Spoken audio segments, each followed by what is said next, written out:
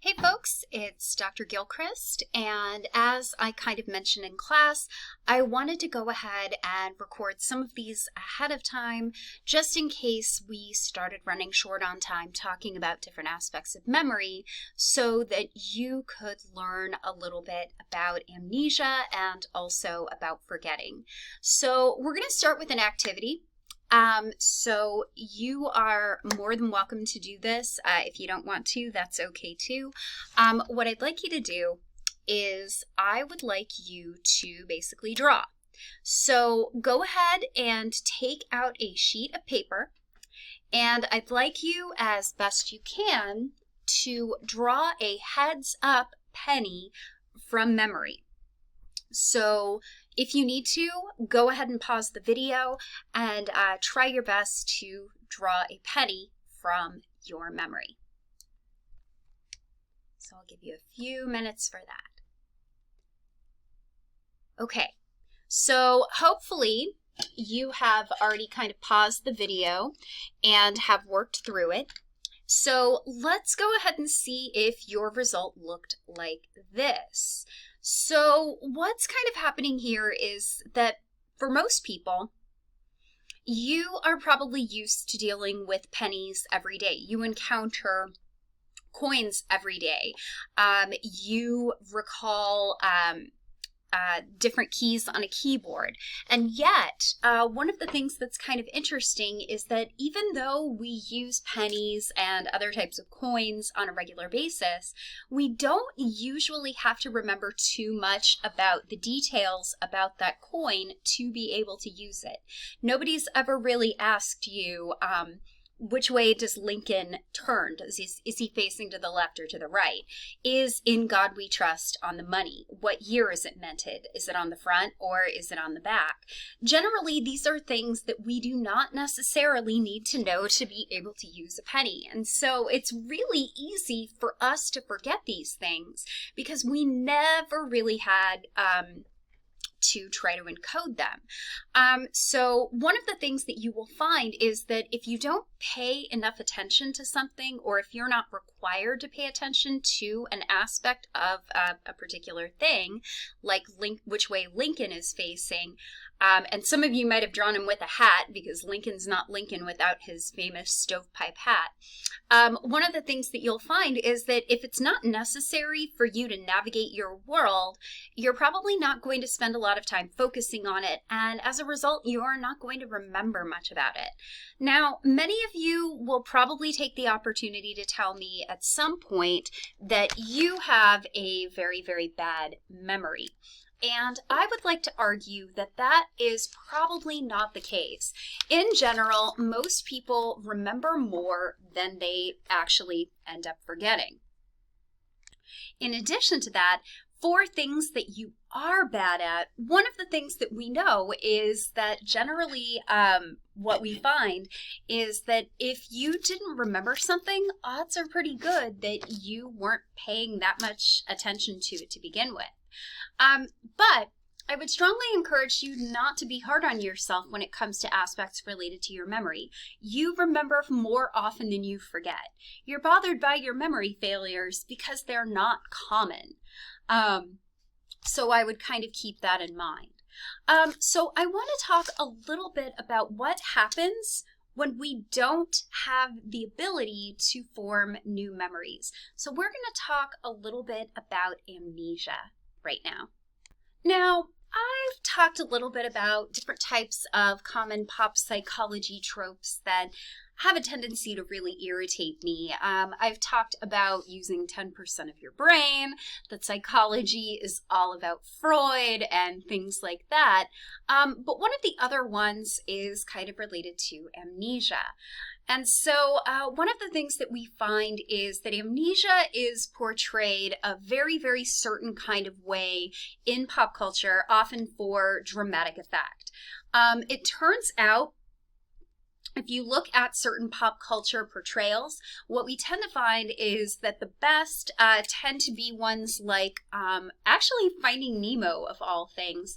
Dory absolutely looks like a case of somebody who has what we call anterograde amnesia. Memento would be another one.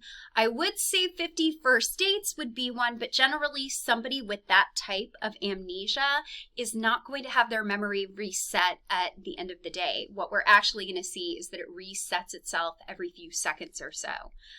So amnesia is a permanent impairment to some part of the memory system. And there are basically two main types. The first type is what's known as retrograde amnesia, and this is a little less common. This is when you are unable to remember details that were learned prior to your amnesia. This is going to be most common for people with head injuries or people who are undergoing surgical procedures and things like that. But anterograde amnesia is far more common for people who suffer head injuries, and it really serves to underlie the importance of an area called the hippocampus. So something that we're going to talk about in class on Wednesday is that there's a difference between explicit memory and implicit memory. So explicit memory is when you have conscious retrieval of information. The answer pops into your head. You have a clear memory of experiencing that particular event or something like that. And that requires the hippocampus. In contrast, implicit memory are things that you don't have to consciously retrieve to be able to do. That can include things like learning and conditioning. That can include things like skills. And you don't need the hippocampus for that. But when you damage the hippocampus, you end up damaging your ability to be able to form new long-term memories. And so we have to talk about the case of HM, Henry Molaison.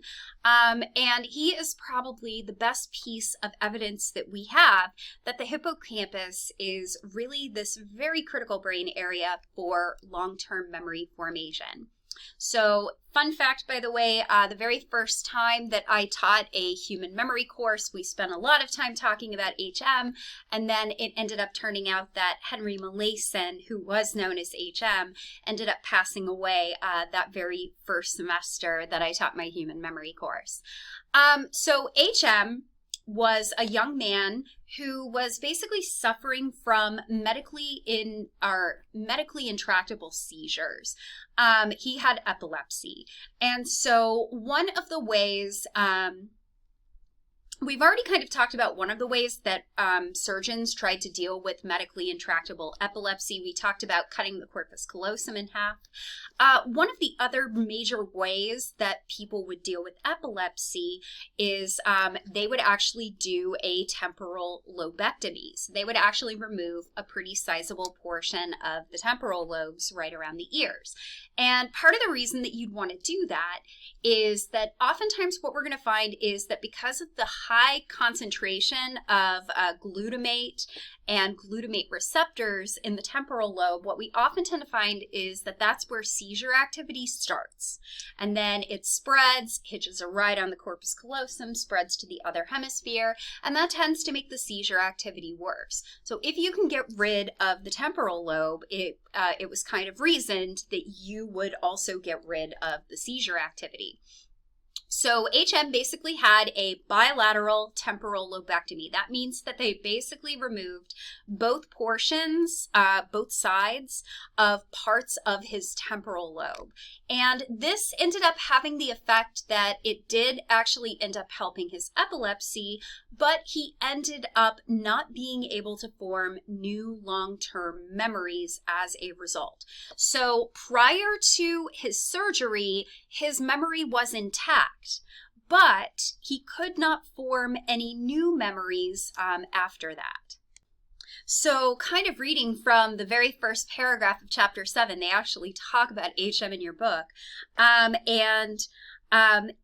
here is kind of what they say as a result.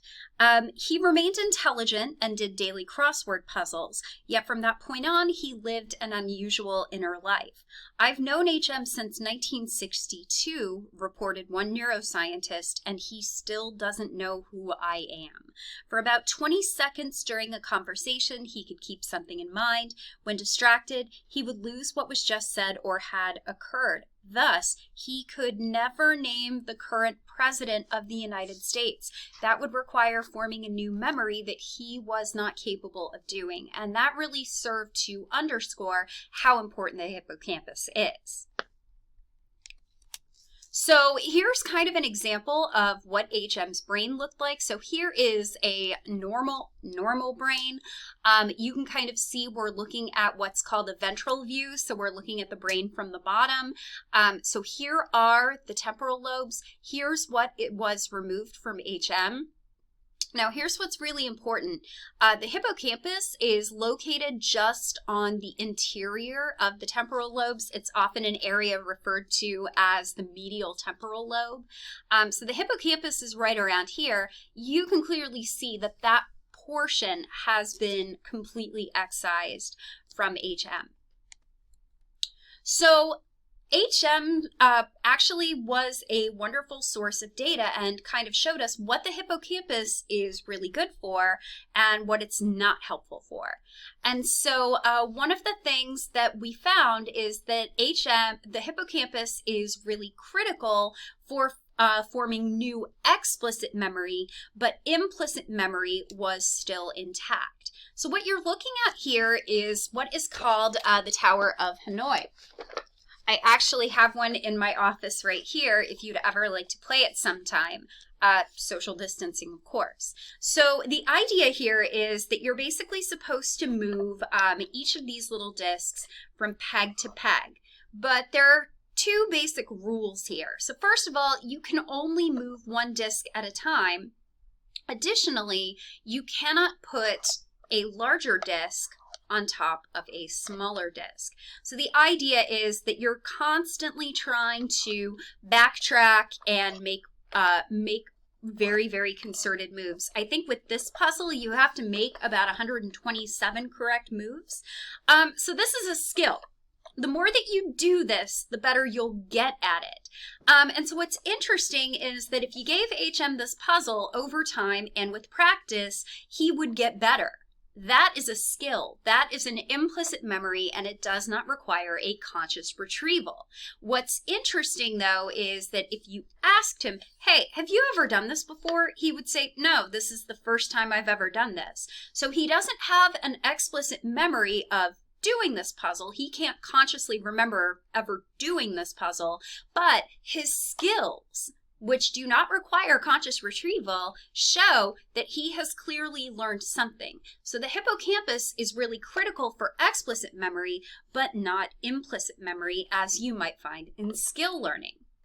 So what this tells us is that HM was capable of remembering any explicit memories he had formed from before his surgery. So that includes both what we call episodic, memory for events, and semantic, memory for facts, from before the surgery, but after the surgery, he could not form any new ones. So that's just a little bit about amnesia, and I will kind of talk more about this in your textbook readings. But now we're going to move on to forgetting. So one of the things that we find is that in general, our memory is not 100% perfect. As I'm going to share in class, they are not like static photographs. They are prone to errors, distortions, and things like that. And we can actually categorize memory failures in a variety of different ways. For example, in our library, we actually have a small book written by Daniel Schachter called The 7 Sins of Memory, where he basically kind of characterizes 7 major sins of memory and kind of what they are. So the first one he refers to as transience. This is basically just the fact that over time, memories that you've put in long-term memory tend to be a little bit less accessible and harder to store. Number 2 is absent-mindedness.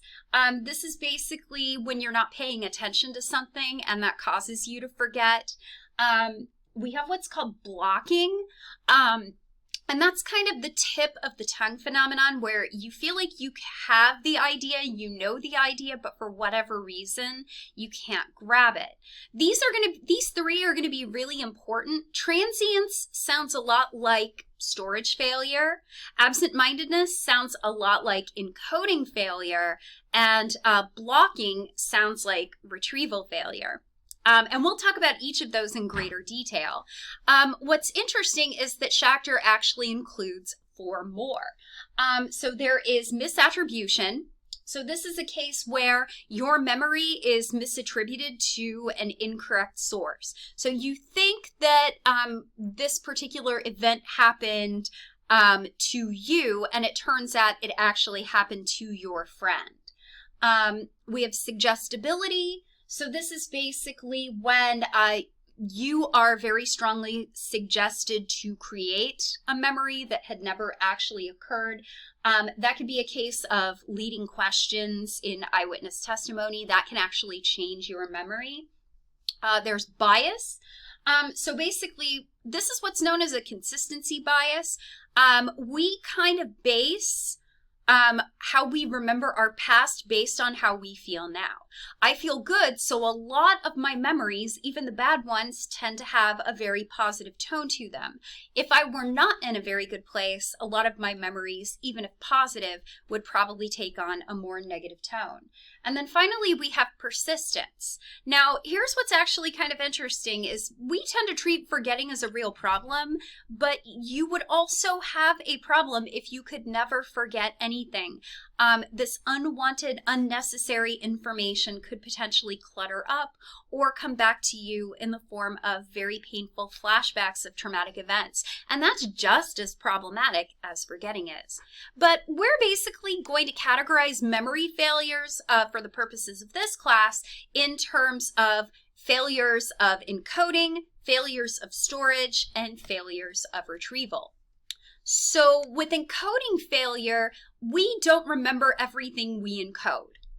And I would also add that in some cases, encoding failure is the fact that we fail to pay attention to information enough to encode it in the first place. We only have so much attention to give, and we can only pay attention to so much. And because of that, that means that some information is just not going to be attended. And if it can't be attended, you can't remember it for later. So occasionally I will talk to somebody who is really bad with names. And they will tell me how bad they are at remembering people's names when they're first introduced. And my first question is always, are you actively making an attempt to try to remember their name, or are you more concerned about what you are going to say next? And oftentimes what we'll tend to find is that people tend to do the latter. They focus more on what they want to say and less on listening. And as a result, we don't pay enough attention to the person's name. What a surprise that we don't remember it. We're only going to be able to pay attention to a very limited portion of the world, which means that some things that do not require our attention, such as the way that Lincoln faces on a penny, will never get encoded in the first place. Now, storage failure is a little bit different. So probably in class very, very soon, we are going to talk about the work of Hermann Ebbinghaus. And what we know about Ebbinghaus is so we've already kind of talked about the fact that the more that you study something, the better your memory for it's going to be. The more list repetitions that Ebbinghaus did, the easier it was for him to remember a list. But Ebbinghaus also, through his research with nonsense syllables, found that we forget very, very rapidly. So this is a very famous Ebbinghaus forgetting curve. And so what you're kind of looking at is on your y-axis, basically this is what's referred to as savings. So this is basically kind of a metric of the original learning minus how long it took to relearn over the original learning times 100. So 100% savings means that you retained 100% of the information. 30% savings is you retained about 30% of the information. And so what he did was he would take his long lists of nonsense syllables and he would learn them until they were 100% perfect. So he learned these absolutely perfectly. And then, depending on the condition, he would wait a certain amount of time before he tried to recall it. And so that could either be immediate recall. He would wait, as soon as he learned the list, he'd recall it. He may have waited 20 minutes, 1 hour, 9 hours, 1 day, 2 days, 6 days, up to 31 days, so an entire month. And here's what you kind of see from the data. And I want you to remember that when he first learned the list, it was absolutely perfect. So we're at about 100%. Nothing is lost here. Within the first 20 minutes, you've lost about 40% of what you've learned. Now, this is not a hard and fast rule, but I want you to really pay attention to the slope of this curve. Within the first 9 hours, you've lost a huge chunk of information. These memory traces do fade over time, and they fade very rapidly, at least at first. But after that first day, kind of notice that after that sharp drop off, that very rapid forgetting, what we find is that it hits a pretty stable level all the way up to a month. Now, let's be clear. Only remembering about 30% of that information isn't great, but it's also not zero. So the forgetting is very rapid, but it levels off with time. And it turns out that when you learn something, research has actually shown that there is a portion of it that you will never forget. So not only has Ebbinghaus found this with his forgetting curve data, but a researcher by the name of Barrick has basically proposed this concept of something called permastore. So whenever you learn something and send it into long-term memory, even though those traces fade with time, there are going to be certain things that you will never forget. Barrick's actually looked at people in their 60s and 70s, looking at a yearbook of high school classmates and also fake faces that have been implanted into this yearbook. And Barrick's actually found that people's recognition levels for people in their class are far better than you would expect, given that they haven't really looked at these people in decades. So there is a very small, stable portion that will never be forgotten and is permanently stored. So we've talked about encoding failure. We've talked about storage failure. Now we're going to talk about retrieval failure. And this is a case where the information's not really lost, but because other items are competing for retrieval, we can't access them. So the phrase that often gets brought up is available but not accessible. And this is what is referred to as the tip of the tongue phenomenon. And this is a pretty famous case of retrieval failure, where we think we know the answer, but for whatever reason, we don't have the right cues to be able to remember it. Oftentimes, if you give somebody a hint or a cue, they are then able to remember that item. So oftentimes, if there's something that you want to say to me and you've forgotten, usually what you will hear me say is, give it a minute, it will come to you. So there's a lot of research that kind of shows that when you start to retrieve something, that process will eventually give you what you need. It's just not always going to work as fast as you want it to. So oftentimes, if you lose what you were going to say, if you stop thinking about it, oftentimes it will end up popping into your head anyway. Some other things that we can find that are also forms of retrieval failure are interference.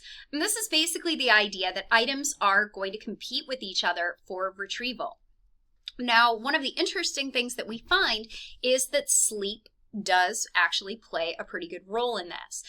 So you've probably heard of the idea that you should study before going to sleep. And That's not necessarily because sleep has these special powers. I mean, you should be getting enough sleep anyway. But one of the things that we know is that if you're sleeping, you're not feeding your mind with any other information that could potentially interfere with what you just studied.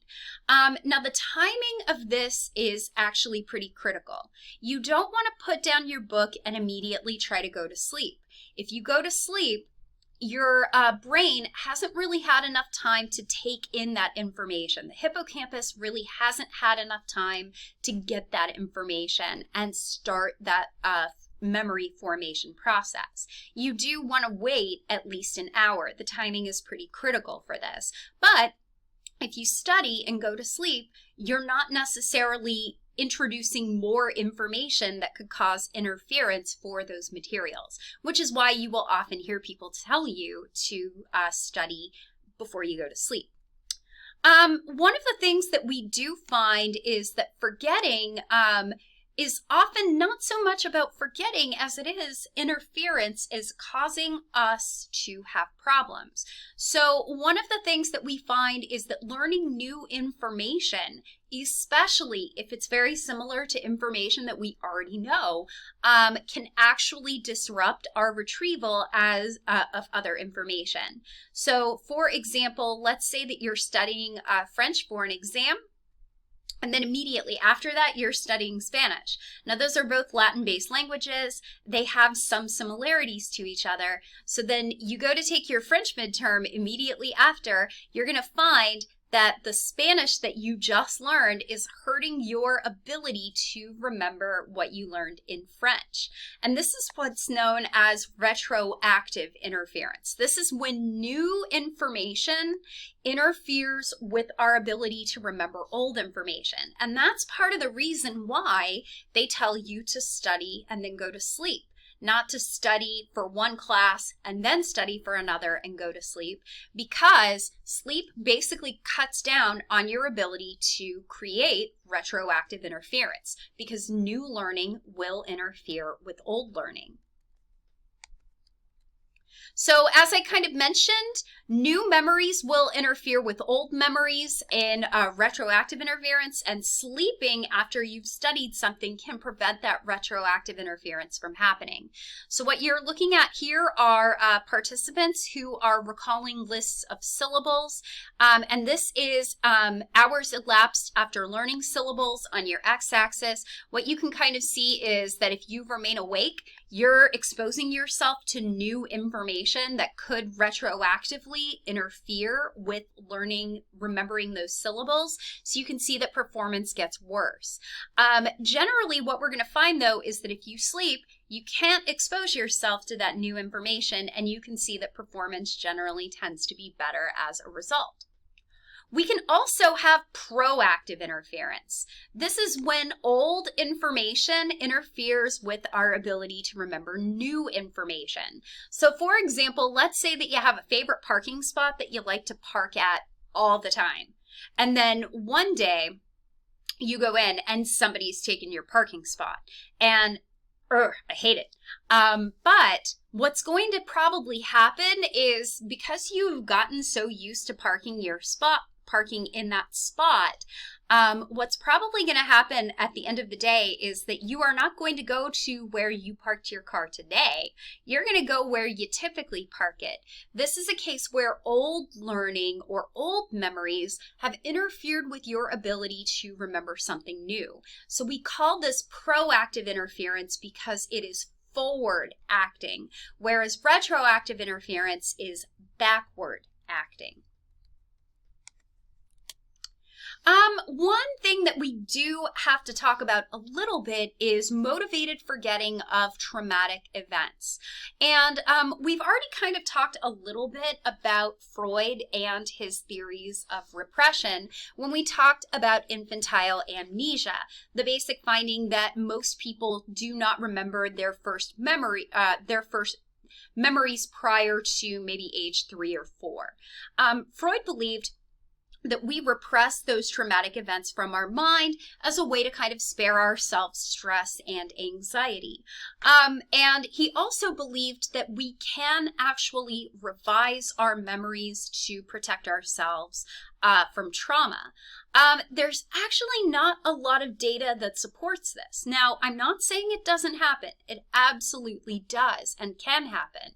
But oftentimes what we're going to find is that trauma has a bad habit of enhancing memory, not repressing it. Oftentimes traumatic or very strongly emotional events actually end up enhancing our memory, and thus making it very unlikely that we can repress those traumatic events. So we'll talk a little bit more about this when we talk about everyday memory, especially when we talk about eyewitness testimony and children's susceptibility to leading questions. But that is all I had for you today. I hope you enjoy this, and I will see you on Wednesday.